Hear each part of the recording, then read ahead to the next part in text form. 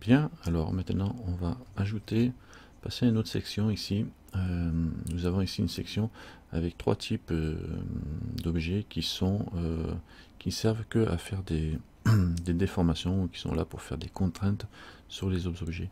Nous avons l'armature. Ici nous avons un os simple, un single bone, armature. Et cet objet armature, bon, on peut le dupliquer, etc. Évidemment, il ne travaille pas seul en général, quoi. En général, on en a plusieurs.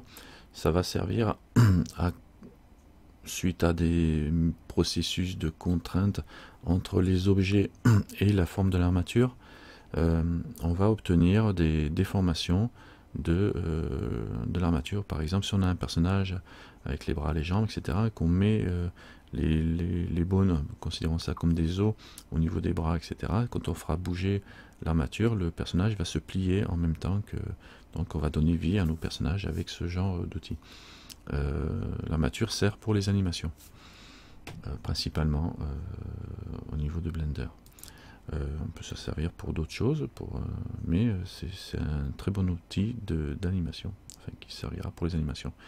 Nous avons aussi le Lattice, qui lui est une boîte englobante, on va dire.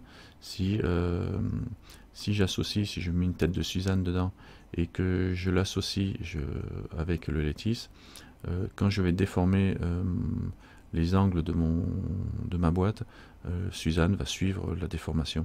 Donc c'est une boîte de contraintes, on va dire. On peut lui rajouter des points supplémentaires pour augmenter la déformation. Ça permet surtout de faire des déformations simples sur un objet qui est complexe. Si l'objet a un maillage assez serré, c'est pas toujours facile de le déformer juste en travers ou de lui tirer un côté.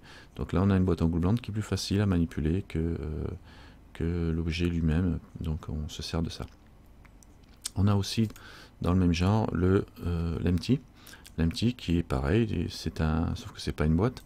Lui c'est juste, on va dire, c'est un point qui n'a pas de forme d'objet. On peut lui définir n'importe quelle forme à la limite, une sphère par exemple ou autre chose. C'est juste visuellement parlant, juste histoire. Par exemple, si on va servir de ça, d'une sphère par exemple, si on veut symboliser un empty qui va nous servir à faire des rotations à un objet. Donc toujours le même principe, hein, on pose notre empty, on va associer un objet ou plusieurs objets ou juste des parties d'objets avec cet empty là, et on va dire quand on bouge, quand on fait tourner l'empty par exemple, dans ce cas là l'objet va tourner ou la partie qui est associée va tourner. Comme je rappelle, la forme de l'empty, le visuel de l'empty n'a pas d'importance. C'est juste, on choisit le visuel en fonction de ce qu'on veut faire, histoire de simplifier les manipulations après. Genre si on fait un empty de rotation et qui va servir que pour faire des rotations, et à côté, on peut très bien ajouter un empty arrow, voilà, qui lui va servir pour faire des déplacements par exemple. Hein, des translations du même objet, on servira de celui-là pour faire la translation et celui-là pour faire les rotations. Voilà, ça c'est trois parties. C'est assez intéressant parce que ce ne sont pas des objets, ce sont juste des éléments enfin ce ne sont pas des mèches, ce sont juste des objets ou des éléments qui vont nous servir à faire des contraintes. Voilà pour cette partie.